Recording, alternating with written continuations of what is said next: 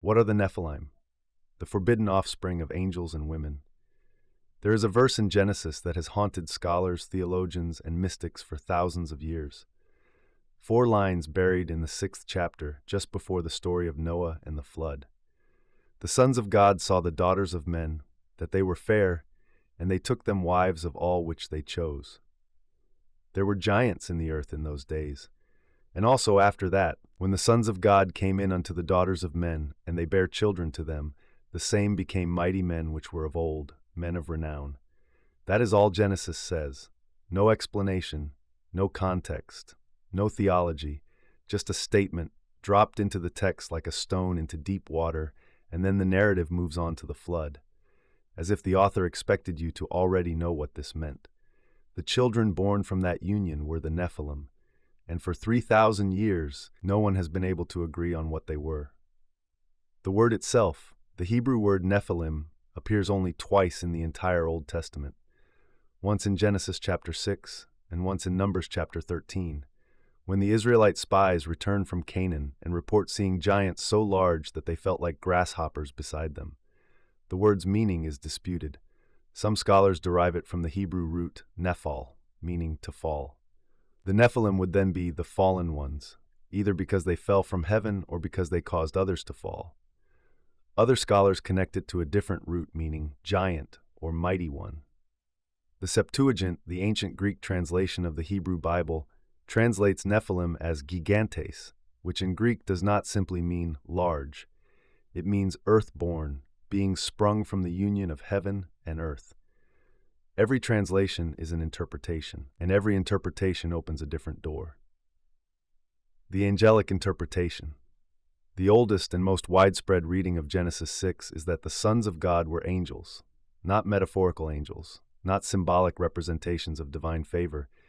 Actual celestial beings who descended from heaven, took physical form, and mated with human women. This interpretation was universal in Jewish thought before the Christian era. The Book of Enoch, written centuries before Christ, gives the fullest account.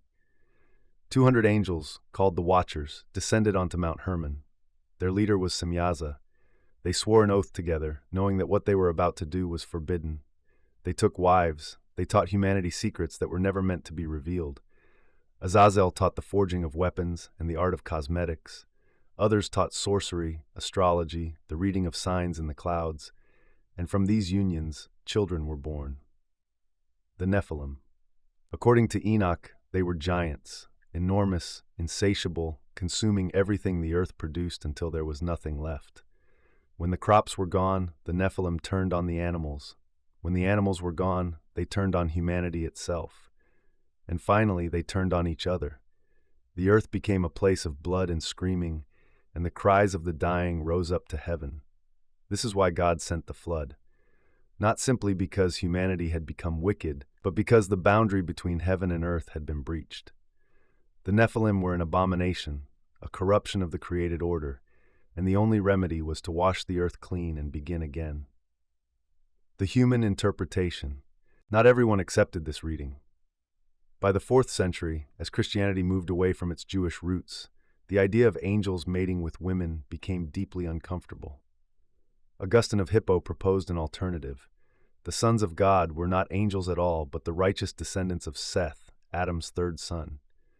The daughters of men were the descendants of Cain. The Nephilim in this reading were not half-angel hybrids, but simply the corrupt offspring of a forbidden intermarriage between the godly line and the ungodly line. This interpretation solved a theological problem. Angels, being spiritual beings, should not be capable of physical reproduction. But it created a textual problem. The Hebrew phrase, B'nai Elohim, sons of God, is used elsewhere in the Old Testament exclusively to refer to angels. In the book of Job, the sons of God present themselves before the Lord, and Satan is among them. No one reads that passage and thinks it means the descendants of Seth. The Augustinian interpretation became dominant in Western Christianity, but it never fully replaced the older reading. The Eastern Orthodox tradition, Ethiopian Christianity, and most Jewish sources continued to accept the angelic interpretation. The debate has never been resolved. The Book of Giants. The Book of Enoch is not the only ancient text that describes the Nephilim. Among the Dead Sea Scrolls discovered at Qumran in 1947, fragments were found of a text called the Book of Giants. This text, originally written in Aramaic, tells the story from the perspective of the Nephilim themselves. In the Book of Giants, the Nephilim have names: Ohaya and Haya, sons of Semyaza; Mahwe, son of Barakel. They are not mindless destroyers. They are beings caught between two worlds, aware of their own nature, terrified of the judgment they know is coming. They have dreams of destruction, visions of the flood, and they send Mahwe on a journey across the heavens to seek the counsel of Enoch, the one man who might intercede on their behalf. Enoch's answer is devastating. There will be no mercy. The Nephilim are doomed.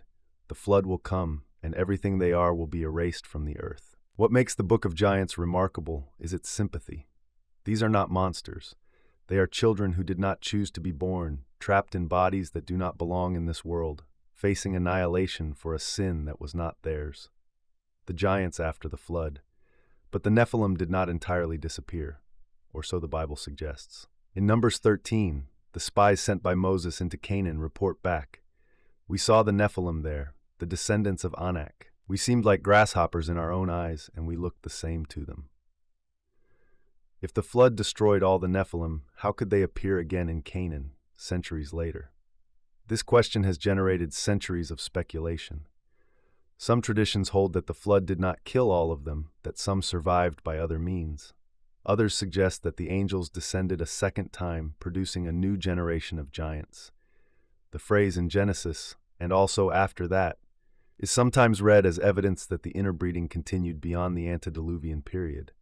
The giants of Canaan, the Anakim, the Rephaim, Og of Bashan, who slept in an iron bed 9 cubits long, Goliath of Gath, who stood 6 cubits in a span. The Old Testament is filled with references to beings of enormous size. Whether these are literal descendants of the Nephilim or simply a literary echo of the same tradition, the text never clarifies. The legacy. The Nephilim occupy a strange place in the history of religion. They are mentioned only twice in the canonical Bible, yet they have generated more speculation, more argument, and more fascination than figures who receive entire books. They appear in Jewish mysticism, in Christian demonology, in Islamic tradition, where the jinn fulfill a similar role. They surface in Gnostic texts, where the archons, the rulers of the material world, are sometimes described in terms that echo the Watchers. They endure because the questions they raise have never been answered.